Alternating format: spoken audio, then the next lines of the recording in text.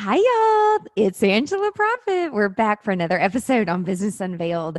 And I'm so excited about today's episode because this is something that has been kind of new to myself and my team over the years. We have been learning about lead gen and about strategy. And it's something that I actually love because it really has to do with a lot of psychology, which is my whole background. And I'm fascinated by habitual things that people will do. It's almost like a game now. And so today I'm going to interview an awesome media person. I'm so excited. I am talking with Lauren Pawell. She's the founder and owner of Bixa Media. And so if you are new in your business or you've had your business for 20 years and you're thinking about, I might need a facelift because all this stuff didn't exist. Like when I personally started my business, social media didn't exist, sales funnels didn't exist. And like we might go a little geeky on you today. But if you have questions, like we are here to help. We want to lift up the creative community and the wedding industry and the events industry so they are brought into this day and time of what is lead generation and how to actually qualify your leads online. And yeah, like we talk about it a little bit, but like what is the real strategy? So for me to be able to talk with Lauren today and actually have like an expert and somebody that does this all the time is like super exciting. So Lauren, welcome. Thank you so much for being here. Thank you, Angela. I am so thrilled to be here and incredibly honored and just really excited to come here and talk about this. Yay! And like, guys, like again, there's these buzzwords, these keywords like qualifying and nurturing. And I know we have a lot of wedding peeps that listen. And when we think of nurturing, we don't think of nurturing online. Like we're actually nurturing people like through the wedding planning process. And it's awesome because I know you're getting married soon. So we can talk about that I in a little bit. am. But I can't wait to hear some of your stories like from the whole digital stuff. But before we even just dive into the whole digital marketing stuff and like assets, like where did you start even before this? Or did you know like right out of school, like, okay, this is what I want to do? Like, how did this digital pathway come about for you? Welcome to Business Unveiled, the podcast designed to help you thrive in the creative community. Here's your host, events and productivity consultant, Angela Profit.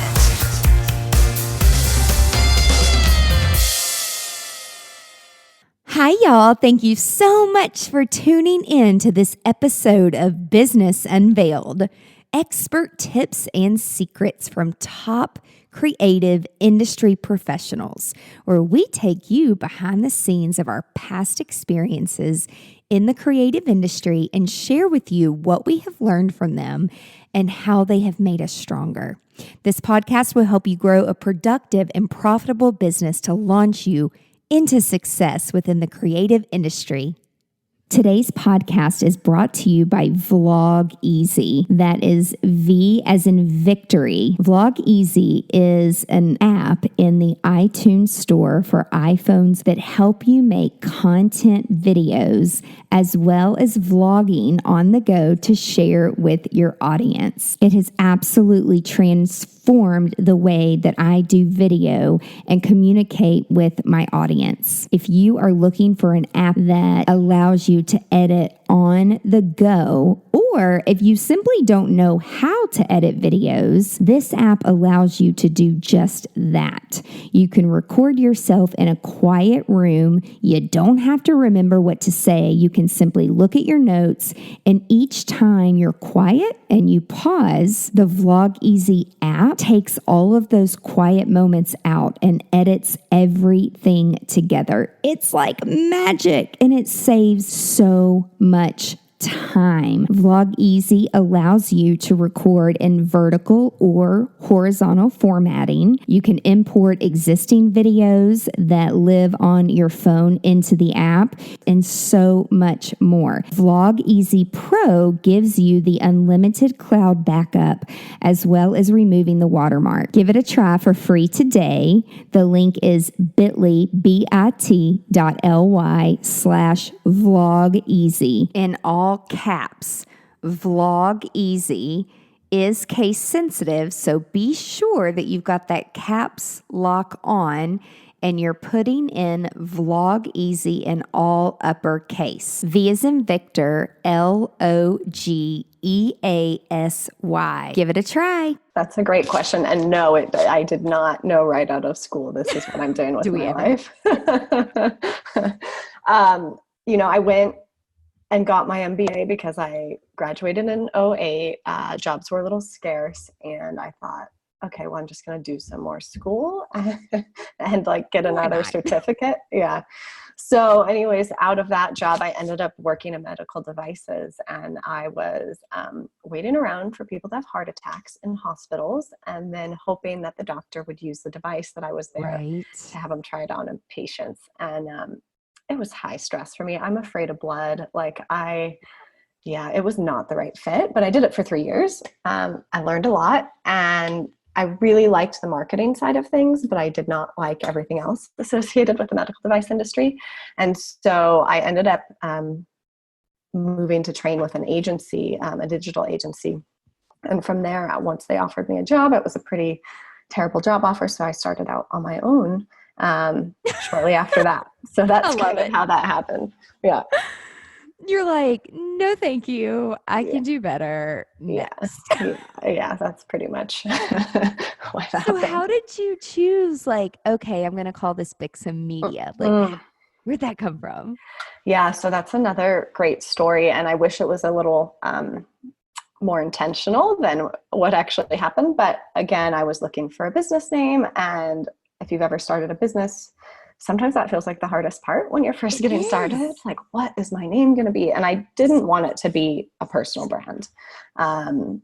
So I was trying to decide, okay, is it going to be something that's search engine friendly, like Digital Marketing Now or something like that? Or is it going to be, a made up name? And really what dictated how I chose my name was whether the domain was available or not. So that's awesome. Yeah. So I'm like going through all these names, can't figure anything out. And then I'm sitting with family and we're looking through like Wikipedia lists of plants and animals. And someone's like, oh, what about Bixa, which is a South American fruit that has both functional properties and aesthetic properties. And I'm like, oh, that sounds kind of cool. It's hard people don't know how to pronounce it, but that's okay. I can handle that. Anyway, so shortly thereafter, as I'm weighing the name, I'm on a trip in Australia hiking, like in the middle of nowhere. And we come upon a Bixa plant, and it's really distinctive. It's spiky, it's red. Yeah. And it's not native to Australia, it's South American. And so that kind of felt a bit fortuitous. I'm not a very woo-woo person, but I was like, okay, I think this is what the name's going to be. That gives me I'm not either. I'm like, I mean, I do believe everything happens for a reason. Yeah. Yeah. And I do believe that things are very purposeful, and people are put into our lives at a certain time for a certain reason. And so, but that gives me chills. That's a great story. I don't even know what that is. I'm going to have to Google it and find out what that looks like. Yeah, it's red and spiky, and they use it for lipstick, to dye lipstick, and then they also has some medicinal properties. So it kind of has a cool story behind the fruit, which just happens to work out well because the domain name was available. So that's how that happened. That's awesome. And then did you also go on and check all the social platforms to make sure it was available there too? Yeah, but it was 2011 when I started. So, it wasn't as crowded of a space at that point in time. Instagram did Instagram exist in 2011? I don't think so. Yeah. I'm like, when did that come about? But, it was available on Facebook. And if the domain was available, there was a good chance that the social platform was available. Yeah. Well, and it's super unique. It's a unique, we work with a ton of different media companies, and I've never heard anything like it. And when I was I'm like, am I pronouncing it the right Yeah. way? But That's it's the one almost, struggle we have. yeah, but it's good because it's memorable and Yeah. people stop and it forces them to pay attention. And then when I hear the story about like sitting with your family and the plant and the hiking in Australia and how it's just a cool story. Yeah. Like, and Yeah. it's relatable and it's like it was really meant to be. So so you love marketing I and do. the digital world. I mean, it's changed, oh my gosh, so much probably over the past 10 years. But when you first, which I want to talk about that, but first I want to know, like, when you first started out, how did you know, like, these are the clients that I want to support in digital media? Like, did you have, like, I'm going to go for the creative community, I'm going to go for the medical industry, or did you No, kind of help everybody? no. I made the same mistake almost every early business owner makes, which is like, I know I can help people with digital marketing. So whomever wants that help, I will help. Which you quickly learn is like, oh, maybe not the best approach, but it gets you started. It gets clients in the door, gets you some testimonials. So, would I go back and change that? Not necessarily, because there were some great learning lessons, but yeah, it was pretty much any service provider that wanted help online. I was willing to do it. And I got my first client by talking to someone at a friend's party. His agency wasn't doing a great job. And I was like, raised my hand. I was like, oh, I'll help you out. And he's still our client to this day, 8 years later. So, Oh, that's great. Yeah. That's But yeah, awesome. I was not focused in that kind of way. But I was also, I'm 33 now. So how old was I then? Like I was pretty young. Yeah, So, like early 20s. Yeah. So over time, as things have changed, do you feel like when you first started, did people kind of look at you cross-eyed, like, what's digital marketing? We're still doing magazine ads. And I feel like now it's much easier. People are into, like, they don't understand what digital marketing means, but it's around all the time. But 10 years ago, it wasn't. So did you find it hard to tell people, like, hey, quit advertising like on a billboard and in a magazine? There's no ROI in that. You can't track it. Did you have that, like, oh my gosh, why aren't people catching on moment with clients? Or was it more was it easy to get them?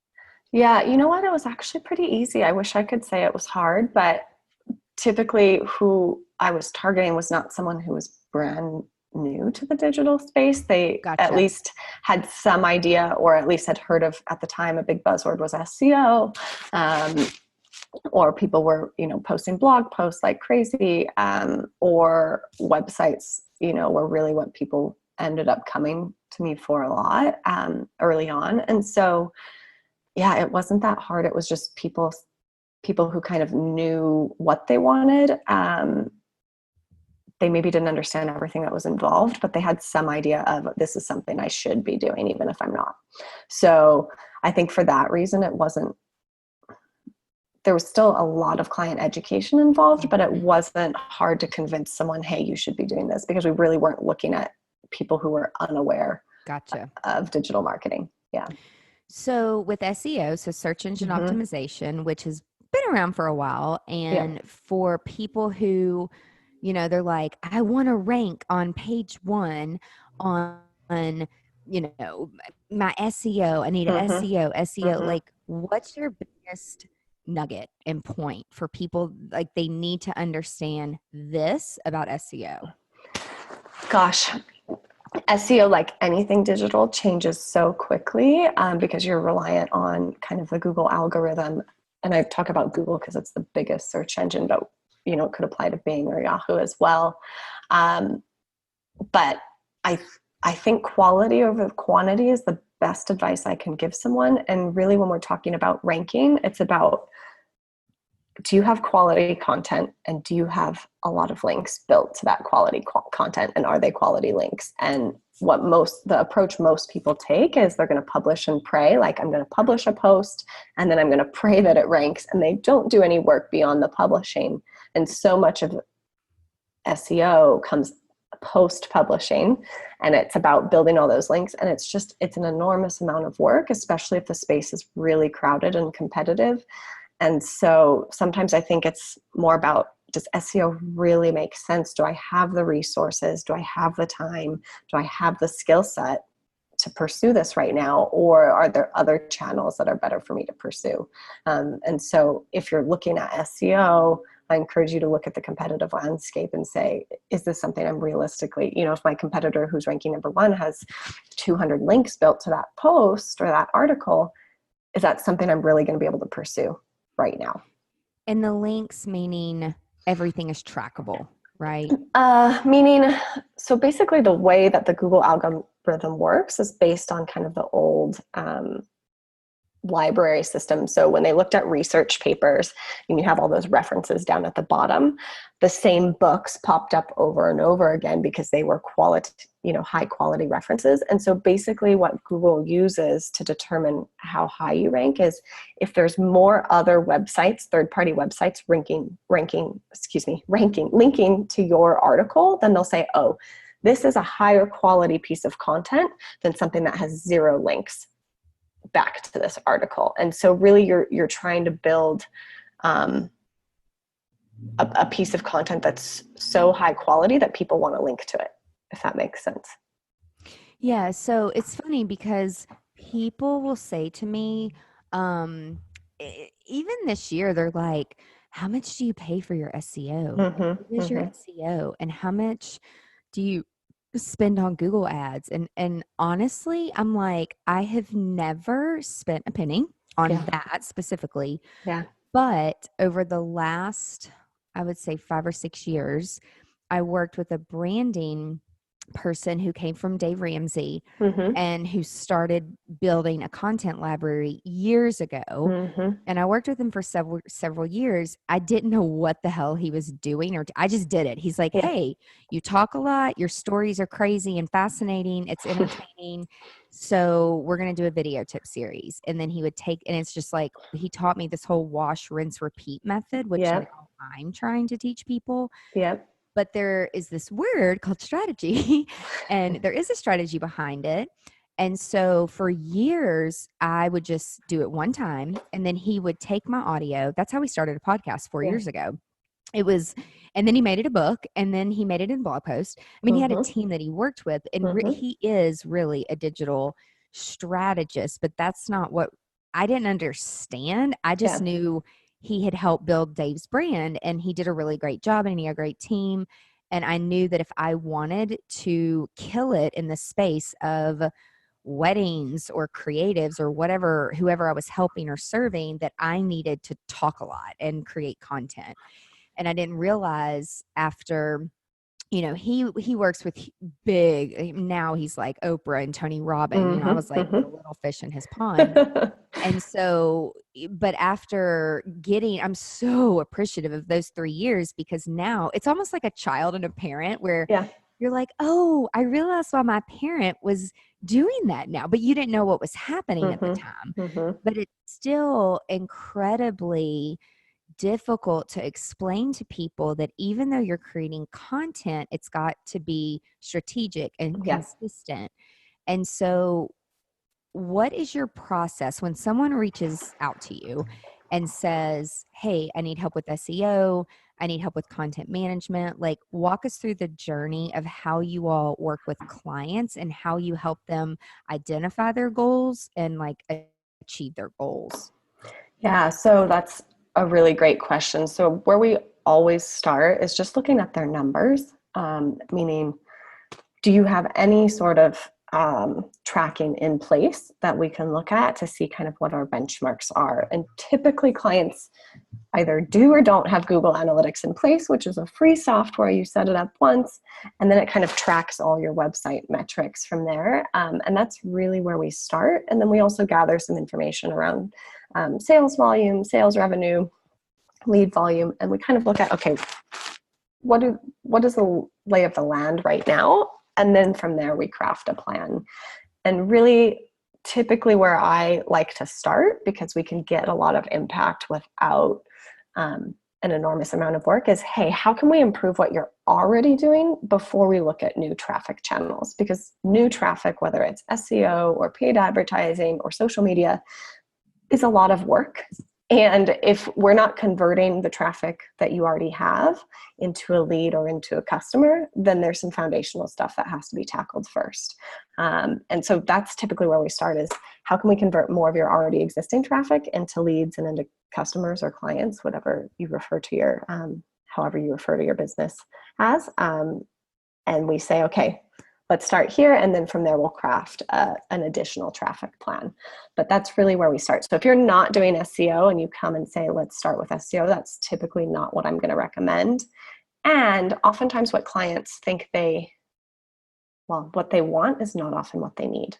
So part of my job is listening to, hey, I want a new website. And really what the client's saying is, I want to get more business from my website. And as you may know, Angela, creating a new website is not a small job. And if there's a way for us to get more business from their already existing website and save them some money and time, why wouldn't we recommend that path?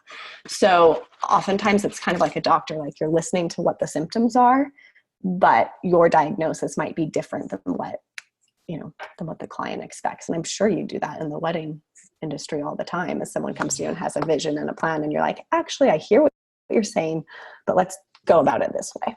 Yeah.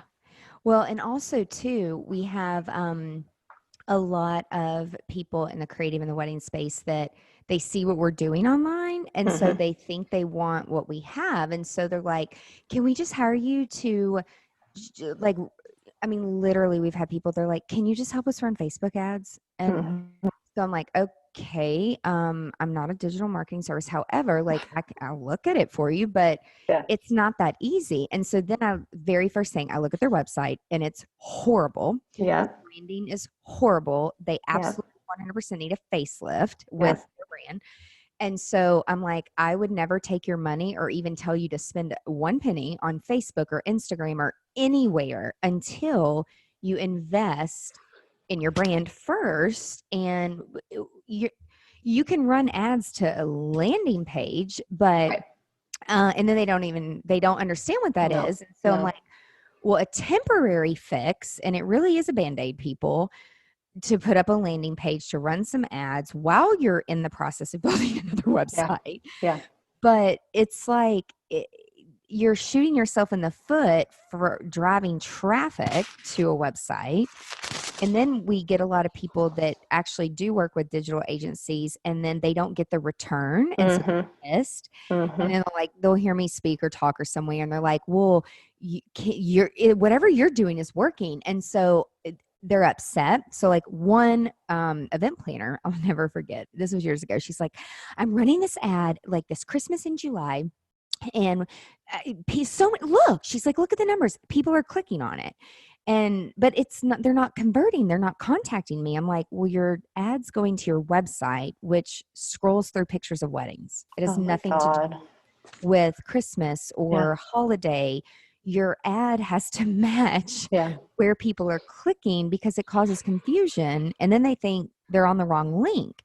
So there's all this psychology behind it. And people think that it's just easy. And it's not hard, but there's a lot of mental thought process that connects everything on the back end to make sure it's set up correctly. And I'm actually looking at your website, and I love how you're like, do you want more business from your website?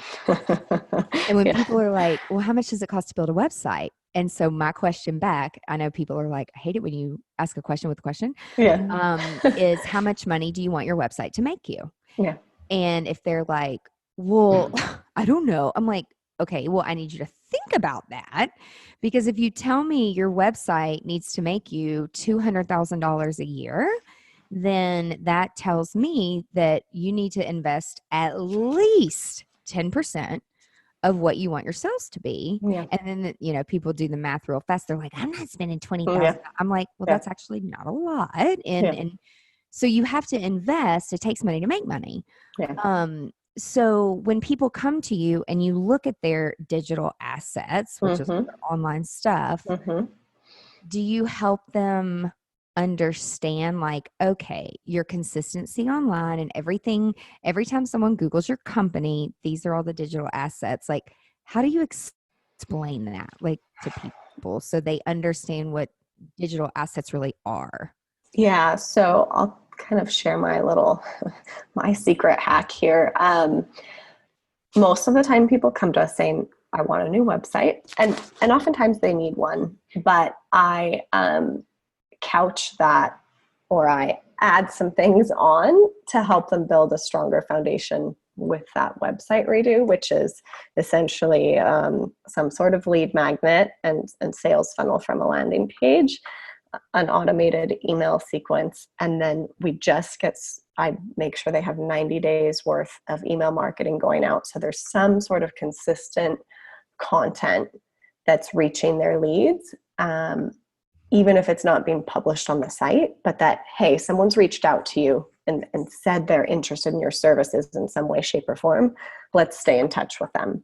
And so I like to package a website redo with these other things that they need, but they're not ever going to say, hey, I want that right now. And that's how they start to see some really great results right away. And then it's like, once that traction's built, then they're more likely to keep up that consistency, because as you well know, consistent content is key to turning a lead into a hot lead into a customer. Because especially with weddings, when people are searching for a vendor, like they're searching for a vendor and they're going to make a decision pretty quick. They have a date for their, most likely they have some sort of date and they're going to make a decision. It's either going to be you or it's going to be some other vendor. And so if you're staying in touch and you're staying top of mind, then you're more likely to win that deal. Absolutely. And so for people who don't really understand, because again, until I went to a couple tech conferences that have nothing to do with my industry, which I'm so grateful that I was taught by a mentor, like, go out of your industry and get out there and learn some different shit and then bring it back to your industry and teach them.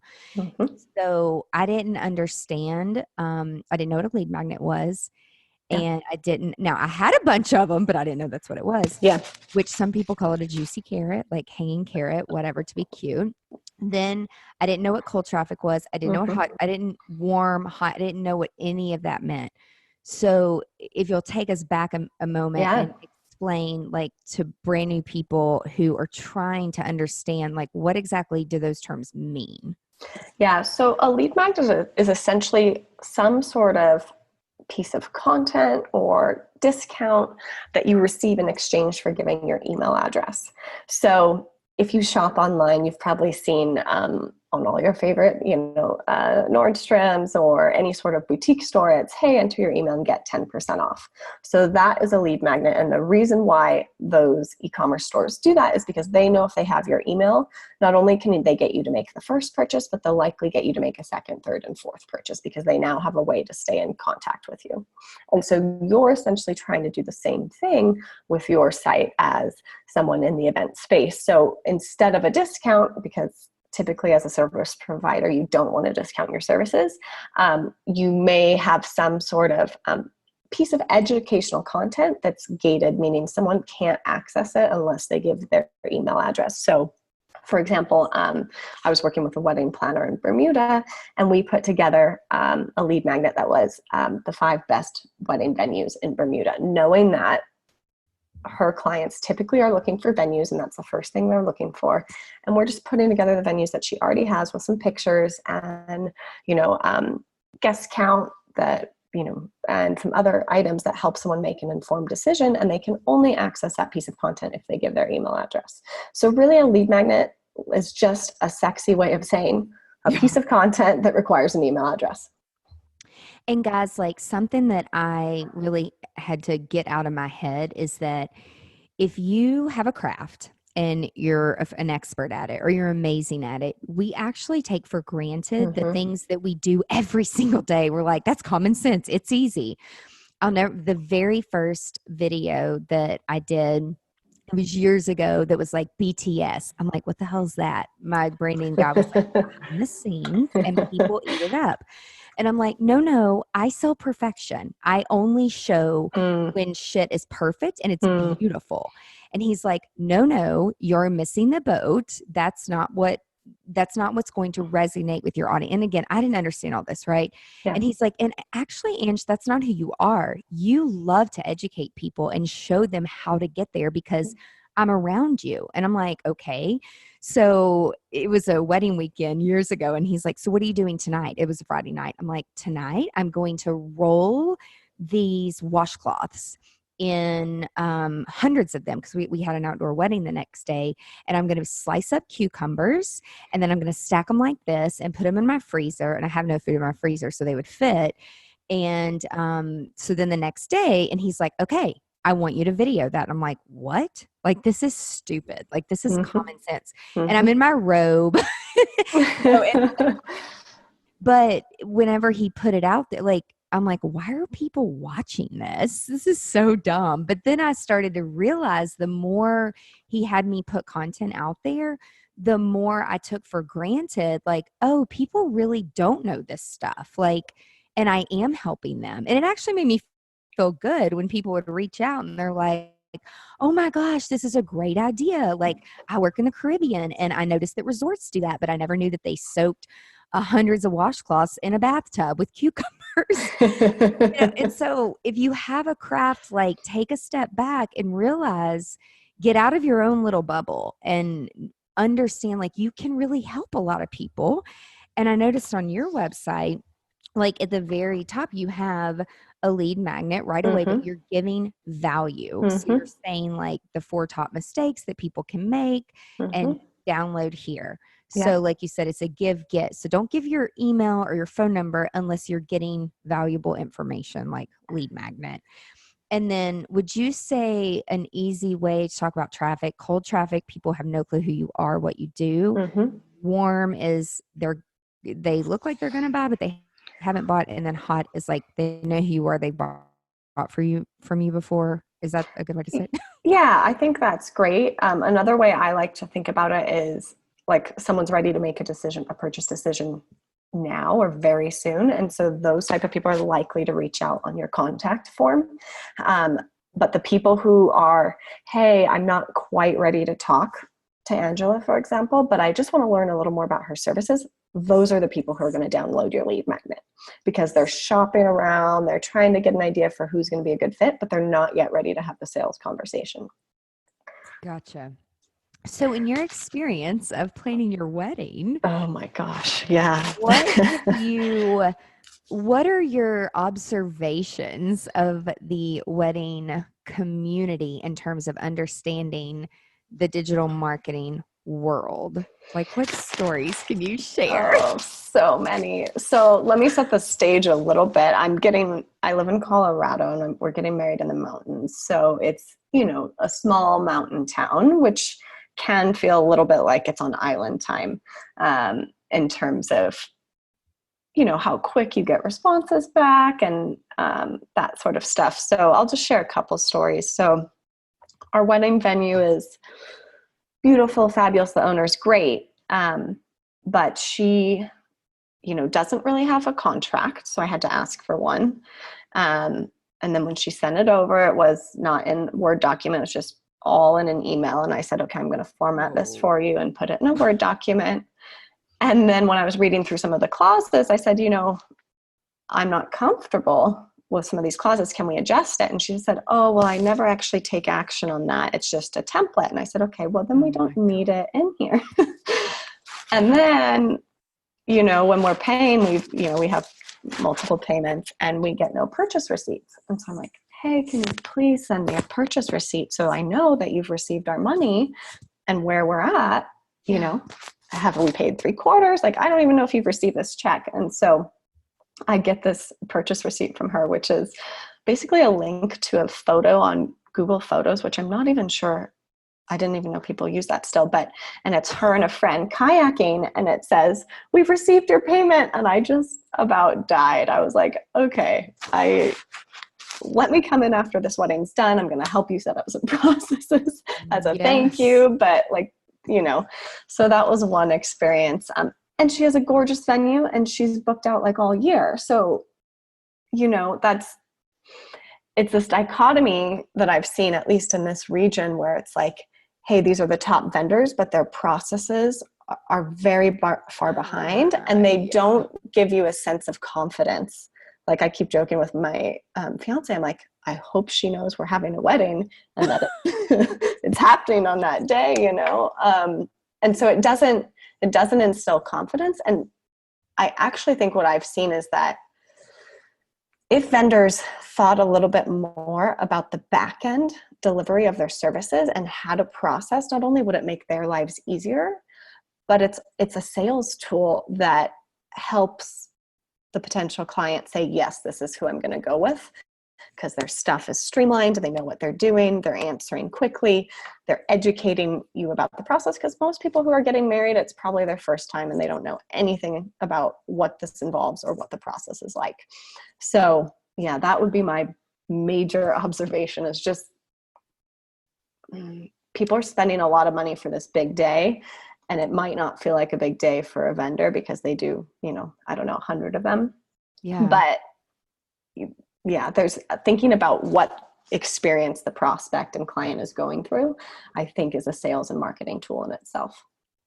Absolutely. Like, well, and for me personally, I think some of the reasons we have our processes so buttoned up is because of so much weird shit happening. Like, I mean, we had a couple that completely filed bankruptcy. I mean, they were con artists. Like it needed to be on like Dateline. This is a long time ago, but we were drugged to court, and it was just, it was a fabulous learning lesson of what not to do. And a lot of people in this industry, like they love people and they have passion for making people happy. That's what drives them, not money. And money's a tool. So they don't, and money, talking about money in a wedding, and it's emotional and it can be uncomfortable. But as a business owner, until something happens to you, you don't know legally what you're really responsible for. Yeah. And because there's so many hobbyists in the industry that just love to do it because they love people, they don't understand the responsibility. Like as a business owner, like you just said, people are spending a lot of money, and we're coming from all over, typically with destination stuff on the rise and investing in travel. And I've never really thought about it that way, of like instilling confidence in people, like, oh, this vendor or this person has their stuff together. We work with a lot of like awesome photographers. They're super creative video people too. Mm-hmm. But if they're new to me and the client hired them before I'm involved, ask a lot of questions like, how do you back your photo and video up? Do you download your footage do you back it up in the cloud before you leave the building? And they look at me like I'm literally psycho. And I'm like, well, I'm asking you this because we've had a photographer had her purse stolen on the way out of a venue, and all my bride's pictures were gone, and all we had what was on Facebook, and everyone was trashed, and they had no good pictures. And I've had an intern drop a hard drive, and the files were corrupted from the videographer. And so when I tell these stories, people kind of look at me like, are you serious? Like that really happened? I'm like, don't be that person where it's like, oh, that'll never happen to me, because it sucks. So like pre-plan ahead. So as a bride, and then also like as a digital person, did you actually search for vendors online, or is it more a word of mouth, like you ask around community? Yeah, both. So another example is, once we got our venue booked, I was asking our venue owner if she had recommendations, just because it's a small, there's not that much competition. There's only like 3 vendors, you know, that will service this particular area in whether it's catering or photographer. Anyway, so she recommended a certain photographer. And so I got on the phone with him, which took a while. And I let him know our budget ahead of time, and he met our budget. And, I couldn't find any information about him online. Like I couldn't find a portfolio. I couldn't find anything. And I'm like, hey, can you send me your portfolio? And he said, oh yeah, no problem. I'll send it. Anyway, it's 4 weeks go by. I still haven't received the portfolio. And I'm like, in the meantime, I've been searching for someone else, because I'm like, I want to look at this guy's photos before we book him. And so anyways, I found someone else, and she was the same budget, same price, and had a beautiful portfolio. I was able to find it online. She had a very clear process. Here's how things work. And in 4 weeks, I had booked her. Meanwhile, this guy 4 weeks later is like, oh yeah, by the way, here's my portfolio. And I'm like, dude, sorry, but we already booked someone else. So I think when you realize, especially in the wedding industry, that yeah, people may go by word of mouth, but they're also going to be double checking on what you say you do online, especially if it's something that's visually driven. Like if you are a planner and you're helping plan the design of a wedding, or if you're the photographer, they want to see examples of what you've done. And if you don't have an easy way for someone to access that, then, they're likely going to go with someone else. And you did. Yeah. Because I was like, if you can't get back to me in a month with a link to your portfolio, then how do I know that you're going to show up to our wedding and do a good job? If you can't perform this one basic task, and you don't seem to care about my business much. So again, that was another example for me of, okay, I don't have much confidence in this vendor. So I don't know. I think because my guess is that you guys get so busy. You guys are working every weekend, especially during high season, that it's easy to push some of that off. But, an assistant or someone else can handle a lot of that back end process once you define it for them, and you don't have to be involved in the day to day. Or you just have some email templates that get sent out that you copy and paste every time you get an inquiry. There's small things that go a long way, and they don't have to be super labor intensive. Well, this is a great kind of segue into my next question, because again, a lot of people are hobbyists. They're a one-man woman or one-man show. And something I realized as a young business owner, I could not do everything, even though I'm a control freak. I found people who were actually better at the stuff than I was, and they totally would own it, but we had processes in place. Now we're constantly changing and updating and working together and communicating together. But in terms of automation, like you just said, if you are a one-man person show for now, then there are automation tools and things you can use out there. So I know that you pre-qualify your leads to create a great customer experience, a customer journey before they even become a customer. So on the automation side, I know you said, have a few email templates, but what's your thought process in like how automation and time is directly connected to customer service, and how can people, what if they don't have any automation in their company, like what's the first step to automate an email? Yeah, so there's a lot of great tools out there. One in particular that works well for your industry is called Dubsado. And basically where I would start is from the point of inquiry and then work backwards. What happens when someone inquires, and what in that process can you automate? And then just start from there. And so, okay, someone reaches out. Do they then jump on a call with you? Do you have a calendar where they book that call with you in an automated way? Just like for this podcast interview, your assistant sent me a link and I got to pick a time, right? But you didn't have to be involved in that process at all. So I would just work from the point of inquiry and then start automating there.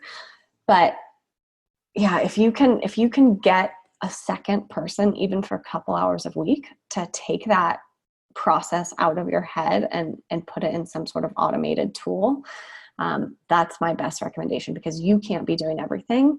And like you said, Angela, as a control freak, it can be, and I'm one too, it can be tempting to say, I'm the only one who knows how to do this and no one can do it better than me. And most of the time we are wrong. So, getting over that ego a little bit and saying, you know what, let me have someone take this off my plate so I can focus my time on the things I truly am a genius at and no one else can do.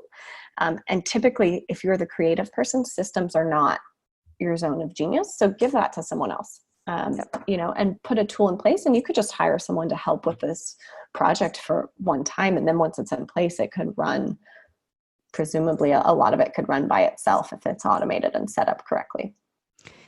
And I feel like in the wedding industry, especially, and I was that girl years ago where automation was coming out and my friends were using it, but they're not in my industry. And they're like, Angie, you work too hard. Like 80% of what you're doing can be automated. I'm like, no, you don't understand. Like it's a personal experience and we treat everyone. And again, like we pre-qualify, we use psychology based on there's 4 different personalities and methodology that we use. And so one of my friends, Ed, he's like, I'm going to take you to this convention and it's all about automation and you're going to learn. And he's like, you're an idiot. And he's like, you don't know what you don't know, because you can pre-build out 4 different email sequences based on their personality, based on how they answer your inquiry form on your website. I'm like, wait, what?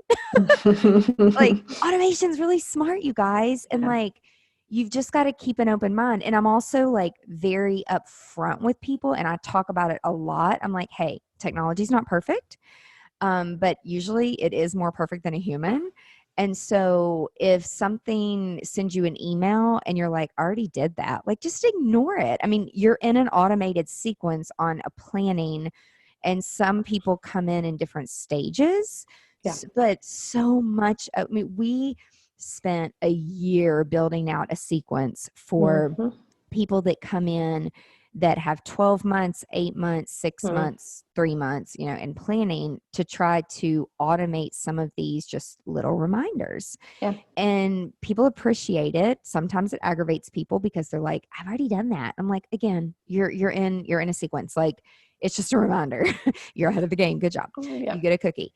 But it helps way more than it hurts the business. And it's like elevating customer service. And again, like it helps, like you said, instill confidence in your person that is going to hire you for the most important day of their life at that time. So yeah, it's super important. And it doesn't have to be, I mean, your automation sounds amazing, but for anyone who's listening, that's like, oh my God, I can't spend a year and I don't even know where I'd start building that out. I mean, it could be as simple as in the example I gave you with the venue owner, where it's like, hey, I spoke with someone on the phone. Here's the contract that gets sent out. And once it's signed, a purchase receipt gets sent out. I mean, that could be your automation. Yeah. And that could really level up the customer experience. Yeah. Step 1, you got to start somewhere. Right. And the reason it took us so long is because people were waiting on me. And you just said we're in busy season. Yeah. And so it's like 6 months out of the year, I'm so checked out of working on my business because I'm working in my business because I'm servicing clients. Yeah. And so it's like, you kind of, you just have to take the leap of starting somewhere. And I'm the kind of person where it's like, I want to build it all and I want to test it before we release it. Because I'm psycho, again, goes back to my control issues. But that's not always a good idea because you can actually be perfecting it as you go. And so I've been learning to like let go and let's start testing things early and then we'll build it, because sometimes we build things like sales funnels and we'll put it out there and then there's not a big response. If you just ask your audience, what do you want? How can we help? People will tell you exactly what they want. And then you build automation around that. So that's been like an aha thing. Like, oh, just ask people. And what we think is experts and what people need is 2 different things. Very much so. So again, like, I have to like, in my terms, like dumb it down, but really they don't live in our world every day. So like, we don't understand it. And I think back to my healthcare days in psychology and working in mental health, like a lot of what I learned in people, I don't see that being carried through psychologically through any industry, but when you can bring that expertise in the background and share it with others, it goes a long way. So for people who want to know more about lead nurturing and lead generation, I kind of feel like if you're not going to nurture your leads, just you should not do lead generation. Yeah, I 100% agree, although that's often a battle I'm fighting. But yeah, if you're Yes. So explain to our listeners, what exactly does that mean? Yeah. So lead generation would be like, hey, you're getting a new lead. And lead nurturing would be how the process that I'm going to run that lead through to turn them into a customer. And I think the mistake that business owners often make in many industries is kind of what I like to call the buy now or goodbye forever approach. So if someone's not ready to buy right now, then we often ignore them and we pretend, we just focus on the next new hot lead. And the reality is most people need some time before they're ready to make a purchase decision. And so nurturing just allows you to stay in touch and stay top of mind while they're making that decision. So the simplest way to get started with lead nurturing is just let me create some sort of consistent email content, because you've grabbed that person's email address, and just send it to them. Maybe it's every 2 weeks, maybe it's every week, maybe it's every month, depending on where they're at in the sales process. And you could also set this up in an automated way. Like as soon as they inquire, you have 12 emails that get sent out over 6 weeks that educate them about the process and why you're the right person to do the job. But it doesn't have to be complicated. It doesn't have to be perfect content. It just has to be consistent. And if you're consistent, what you'll find is that you are probably 95% better than everyone else in your industry. And so that alone will win you the lead. Yeah. People think I'm crazy of like in December, we'll go away for a whole week, my team and I, and we completely unplug and we build out 52 weeks. Mm-hmm. And we talk about our previous experiences over the year of what we did, what didn't work, what did work, and just share stories to help educate people. And we go ahead and set it all up. So when we are in busy season, there's by default, there's already 52 things each week to fall back on. Yeah. Now, yes, things come up and yes, life happens and things in the world happen and you can still keep up with that and stay relevant. But if you get too crazy busy, you forget about that consistent content, which I've seen how it works and I know how it works. And we track the numbers. And so I know that that is a huge part of my business is being consistent. So how do you train your clients to create consistent content? Do they do it weekly, monthly, and do they have a calendar? Like, how would you tell someone to get started in creating consistent content? Yeah, I follow a similar approach to you, in which I recommend batching the content in advance because, as you said, when you're servicing clients and customers, the last thing you're going to do is sit down and write content at the end of the day. So depending on the rhythm of the business, like in your case, I think it's fabulous that you do that once a year, especially because your high season is nonstop for about 6 months. But in my own business, I follow kind of a 90-day every quarter I batch content, but it depends on what you're selling and what works for you. I wouldn't do it weekly. I think that's too frequent and you're realistically not going to set aside the time. So I would start with either batching a month at a time, batching 90 days, or even batching the whole year. And whatever you think you can realistically set when you can set aside time and when you'll actually commit to it. But what I like about your approach for the year is that when someone's reaching out for an event or a wedding, that process, even though trends change and there's hot topics that come up, the process is really the same. So you can afford to do it a year in advance because, most of that's not going to change. You might talk about colors that are coming up, but even then you're going to know that ahead of time. But what it takes to start planning a wedding, the timeline you have to follow, when you need to have things done by, that's really not going to change. So I think if you can follow your lead and set aside the time once a year, that's fabulous. Yeah, we really try to push time blocking And that's why, like, even these podcasts, we record once a month for podcasts. We record for videos once a month, and and it's out of my hands. Then I have a team that like takes it and does whatever they do with it. And some people, they're like, well, I don't have a team. I'm like, well, guess what? I did all this shit by myself for a little bit. And then I quickly realized that I can't be my best self and helping and sharing what I'm doing without investing in other people, which, by the way, people, when they're helping you, it frees you up, and we're actually more profitable when I outsource. Yeah. Because it frees up my time. So it's like a catch-22, but you've got to have people around you to grow. And I love like the whole nurturing process, because we have people on our email list that have been on it for years and they've never bought anything, and that's okay. But then it's like something resonates with them and it's the right time for them and their business. And they're like, hey, I know you've had this program for 2 years, but I have the money now and I'm ready.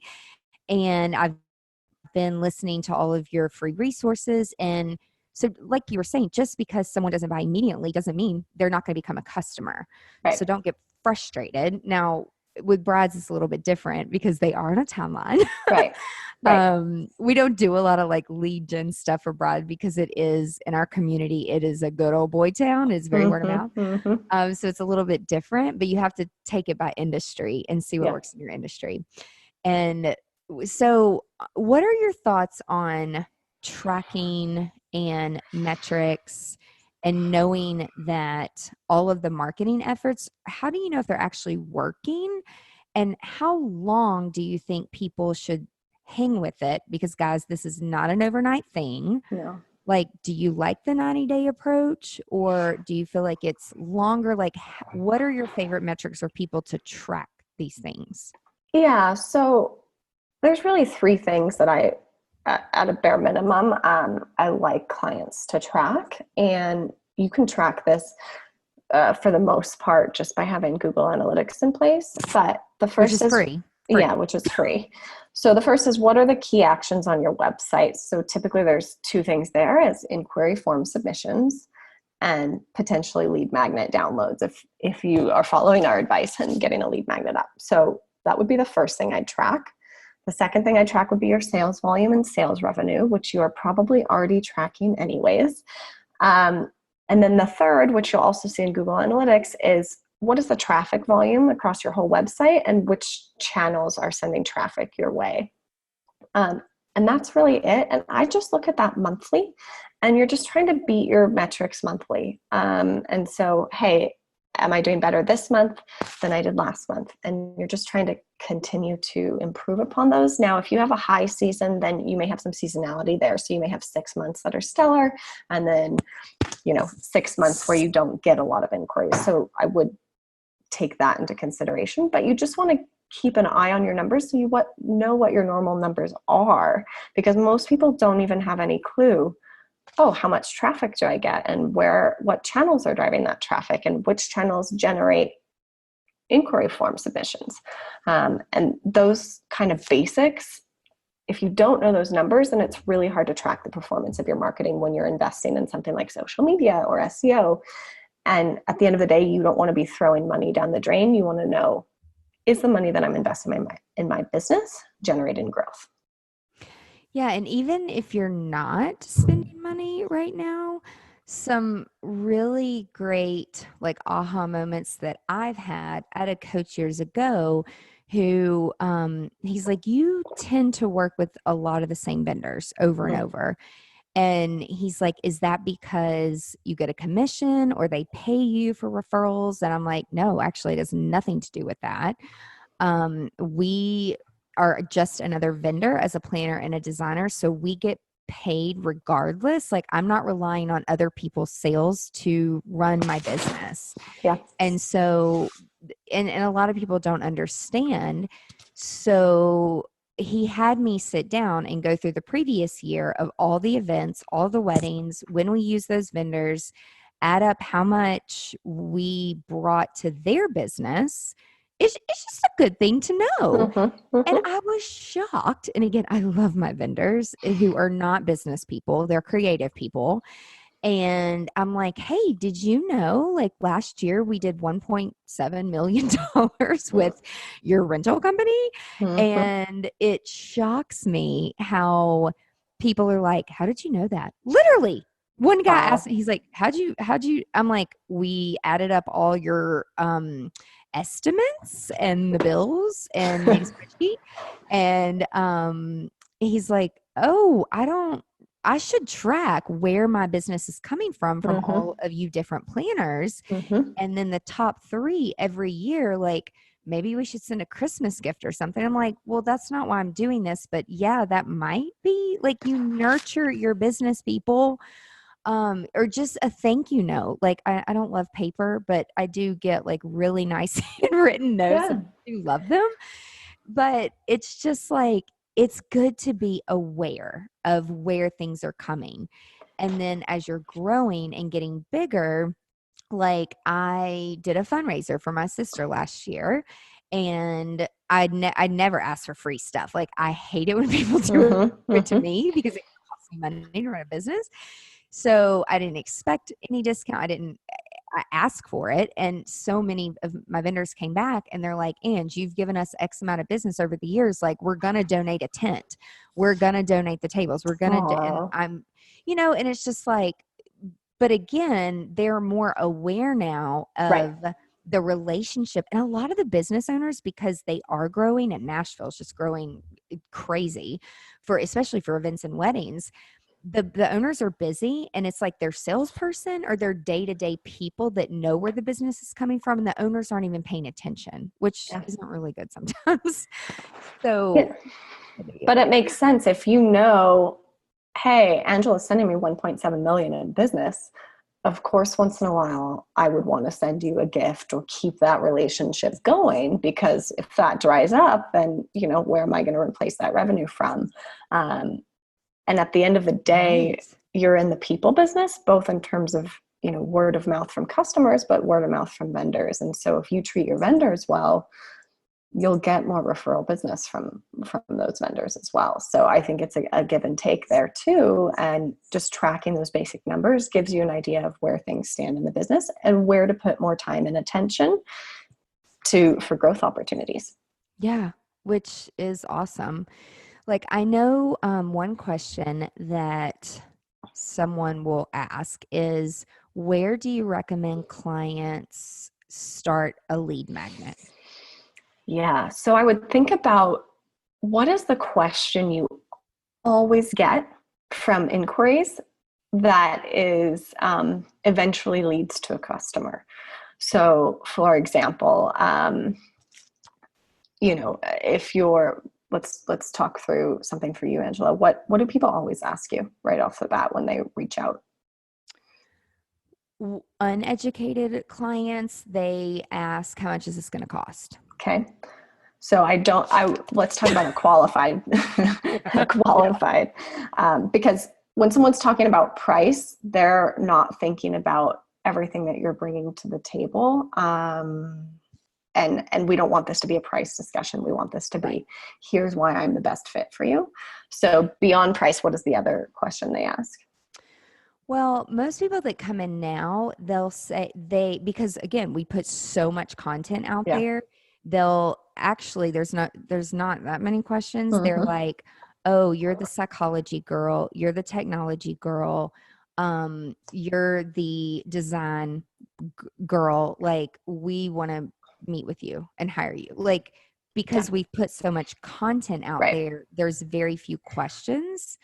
But I feel like, again, going back to content, Yeah.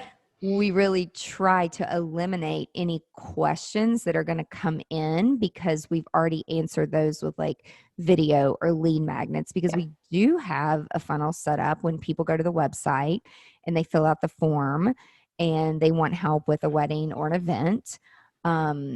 Yet we send them down a funnel. So by the time we meet with them, a lot of those questions that quite frankly, in this day and time, aggravate me because I'm like, we've been doing this for almost 20 years.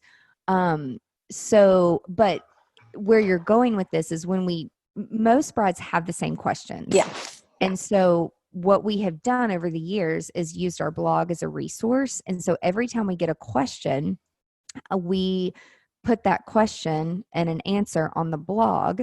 And then we pretty much potty train our people that if you have a question, type it in the blog. If there's no answer, we'll do a blog on it. And that has helped us organically build SEO traffic. Yeah. And then, so the questions that we get now are very minimal because of that, because we've done that work already. So that's fabulous. Your leads are very sales ready. But for someone who's not in that position, I think if you just sit down and say, here are the 5 questions I get asked a lot by my inquiries, and you think about, okay, which one of these would make a great piece of content. So in the example I gave you, there was a wedding planner and she gets asked about which venues should I look at, because they're on an island and there's only so many venues and they're often dictated by head count. And so we just put together a really beautiful guide that just showed some pictures of the venues. It's not even that much content. It's the name of the venue, the head count, and 2 sentences. And I think something along those lines makes a really great lead magnet. And even though it often feels like, oh, someone could Google this, it's going to take them time and effort to Google it. And you have a lot of background knowledge that really isn't on Google. Like, hey, this is a great venue during May because we're not in our rainy season. Or if you're looking for something really modern, this is the place to be and you want an all-inclusive experience. So there's some tidbits that as the expert that the brides it's going to be very hard for them to find on Google, and you can put together something really compelling. So my recommendation on what kind of content you create is look at the questions you get asked most, but don't make it a lead magnet on pricing unless you're really trying to weed out people, right off the bat and you want pricing included in there. Yeah, it's all about, and for us, it's like the experience. You either value what we do and our expertise because we've been doing it for so long, and it's not about price. Like, you can't put a value on what some of these people do. Yeah. So when people are like, oh, how much does it cost? I'm like, really? What we do is priceless, because that's what clients say when they've gone through the whole process with us. I'm like, not trying to be a smart ass. Oh, no. It's hard to put a number on some of these things. But at the end of the day, we run a business. And even though it's emotional, and even though there's a strategy and a process, like, there's a cost to running a business and doing business with people. And the more expertise, the more relationships, the more the business is going to be established, you're going to pay for those expertise. So and you can include that information, for example, on your inquiry form or on the follow-up, and you can say the minimum, our pricing starts at X, and you can weed out people that way. And that's a really easy way to do it, where you're not giving necessarily an estimate, but you're just letting them know, here's our threshold. And if you're under this, we'd love to serve you, but we're probably not a great fit. Yeah. And it's okay. Like, we're not for everybody. No. So it's okay. This has been awesome. Like, and you guys, so Lauren's prepared a special set of resources, just for our listeners, which is amazing. So if you go to bixamedia.com/Angela Profit, 2 F's, 2 T's, and we'll also link this in the show notes, she's going to give you access, which this is amazing. Thank you so much. And it's a free resource library that includes on-demand trainings and worksheets, so you can use to implement some of the things and the strategies that we've been talking about today, which is so generous. Thank you so much. Oh, it's my pleasure. And I'm just so passionate about helping business owners grow what they've created, because I think it's so brave to start your own thing. And I don't know, those are my people. And anything I can do to help people grow their kind of nest egg and grow their creation, I think is, I don't know. I just think it's a really special path to go down, and it takes a brave person to create their own business. So it's my pleasure to provide anything I can to help out. Awesome. Well, guys, one more time, the link is Bixa Media, xamedia.com/Angela Profit. And be sure to check out the resource library, on-demand trainings, worksheets. Don't recreate the wheel. Just use what works, because we know what works. Yeah. And Lauren, best of luck on your wedding. I'm so Thank excited for you. Thank you. I wish you were here in Denver. I'm like, oh, I should have hired Angela. Oh my gosh. Oh my gosh. I wish, like, we've done a few things in Colorado. It's been a while, but a lot of people, you don't know what you don't know until you like get into it. But No. I know it's gonna be awesome. And Thank it's like, let's you. go away.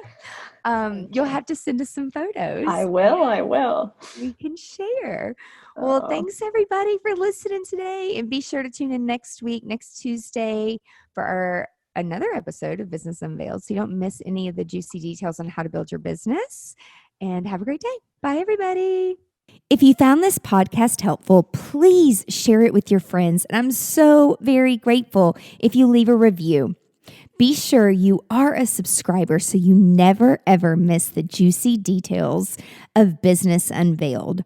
Also, be sure that you are part of my email list. And if you're not, sign up today at angelaprofit.com, where I share valuable resources and exclusive products with only my subscribers. Now, before I go, I want to ask you, if you have a story or a product to share with the creative industry, please let me know. To be considered as a guest on Business Unveiled, visit angelaprofit.com and submit a podcast guest form. Until next time, remember to stay productive and profitable. You've been listening to Business Unveiled with Angela Profit. Join us next time as we share our experiences to help you be more productive and profitable in your creative business. For more great resources, visit angelaprofit.com.